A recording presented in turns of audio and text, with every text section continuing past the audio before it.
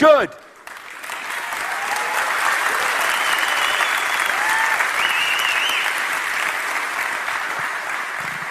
If we really look in the mirror and see the true reflection of ourselves, this system will collapse.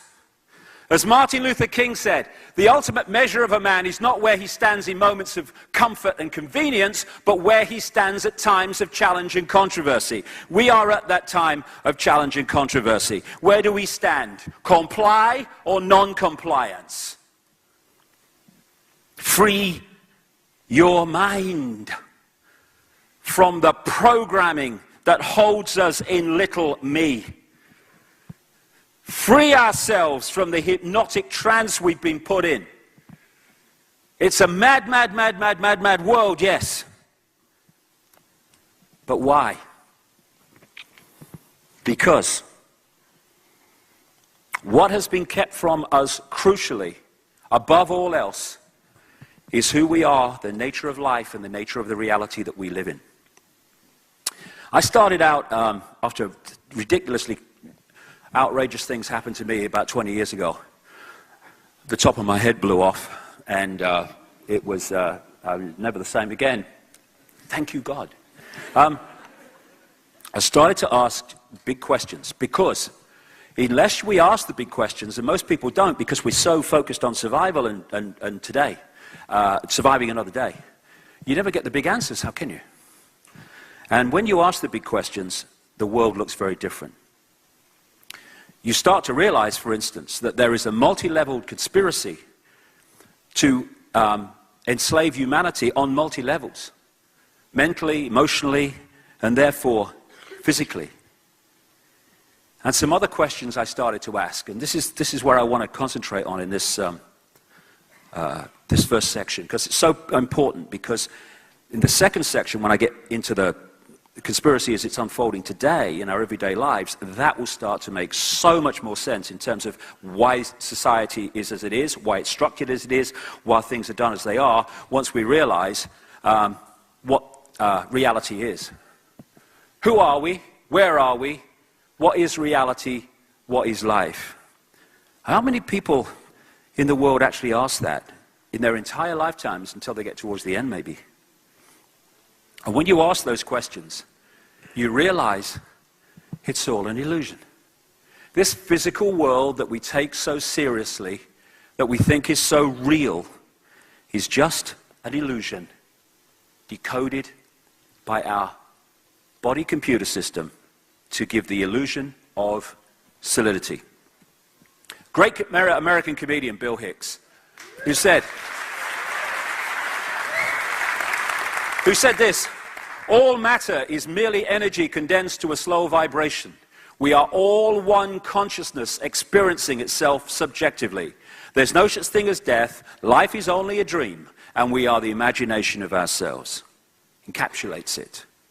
And really the bottom line of the conspiracy is to manipulate our imagination of ourselves so that we imagine ourselves to be little me and powerless, and therefore controllable by the few.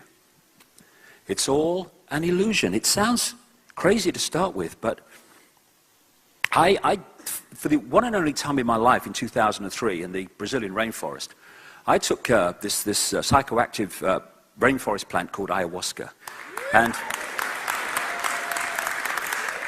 And some people have a bad experience. I had a fantastic experience. For 5 hours, this female voice, it took the theme of, or the expression of, this female voice, as loud as mine is now, talked to me for 5 hours about the nature of reality and how it was all an illusion, explaining why it was an all an illusion.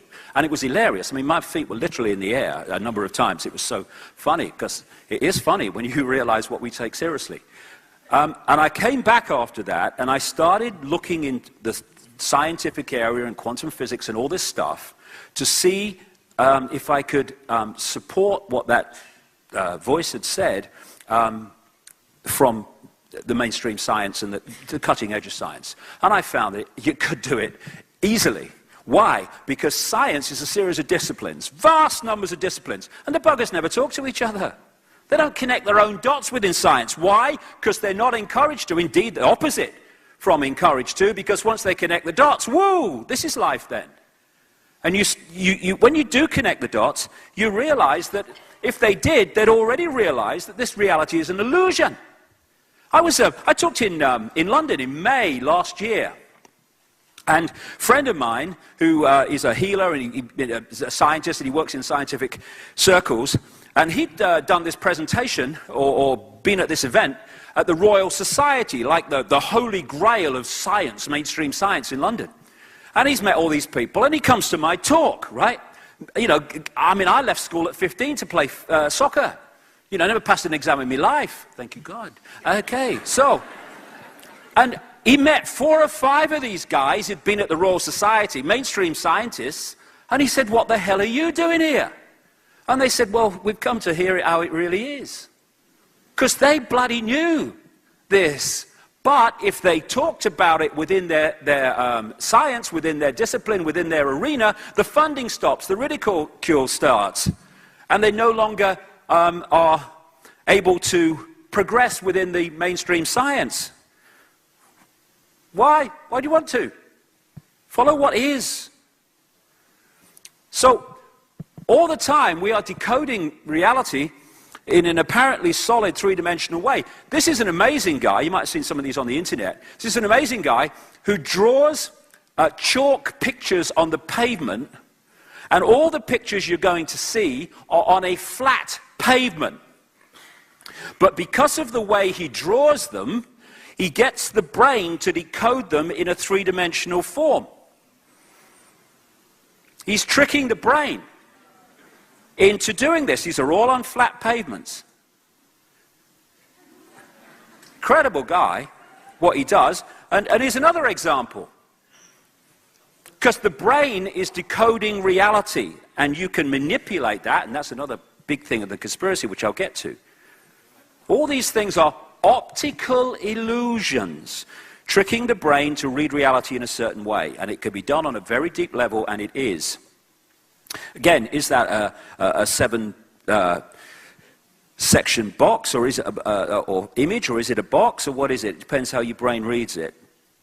Most people seeing this for the first time will read that as a bird in the bush. Actually, it says a bird in the bush. Because the brain is used to certain things, you can drop things in that are there, but it doesn't read them because it reads according to the program that it's taken on. These kind of red colors are exactly the same, but because of their relationship to other colors, the brain reads them differently, and they appear to be not the same, but they are. As Einstein said, reality is an illusion, albeit a persistent one. And the reason for its persistence will become clear before we finish this first section. So I followed this amazing synchronicity that suddenly appeared in my life 20 years ago. And it took me through the 5-sense level of this and how secret societies connect and all that stuff. I'll get into that in the second section. And then it took me through interdimensional stuff. And eventually, from 2003 onwards, with that ayahuasca thing, right up to the present day, the whole focus of where my life has gone is the nature of reality and who we are and all that stuff. Because this is the place where the key to open the door is. And, you know, it's great that that there are all this conspiracy research going on the level of, you know, engineered wars and stuff and backgrounds to Obama. It's very important that we know this. But if we only do that, then we're just learning more and more and more about our own prison. This stuff can show us how to open the door, open the cell door. So when you ask the question, where are we? We're in a virtual reality universe. In so many ways now, technology, although on a far more basic level, is starting to mirror the reality we're actually experiencing. I saw this cartoon. I thought it was very apt. The universe is amazing, isn't it, Captain? It's very mysterious. A lot of things we don't know about, like dark matter, dark energy, multiverses. System error, reboot, reloading universe. We know less than you think. And although that's a kind of simple kind of analogy, that is basically what we're looking at, a virtual reality universe of incredible sophistication compared with the virtual reality that we have in this world now, but the theme is just the same. Even in this comparatively Stone Age level of virtual reality that we're in at the moment, things are getting more. It's a mad, mad, mad, mad, mad, mad world, yes. But why? Because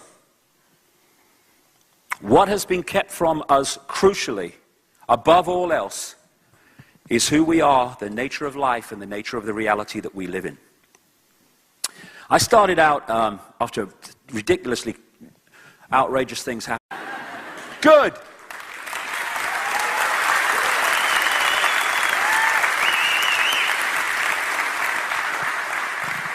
If we really look in the mirror and see the true reflection of ourselves, this system will collapse.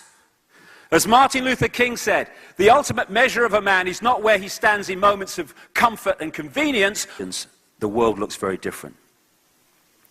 You start to realize, for instance, that there is a multi-leveled conspiracy to enslave humanity on multi-levels, mentally, emotionally, and therefore physically. And some other questions I started to ask, and this is where I want to concentrate on in this first section. But where he stands at times of challenge and controversy. We are at that time of challenge and controversy. Where do we stand? Comply or non-compliance?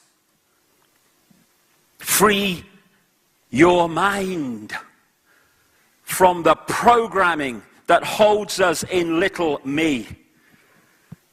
Free ourselves from the hypnotic trance we've been put in. It happened to me about 20 years ago. The top of my head blew off, and it was I was never the same again.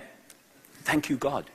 I started to ask big questions, because unless we ask the big questions, and most people don't, because we're so focused on survival and today, surviving another day, you never get the big answers. How can you?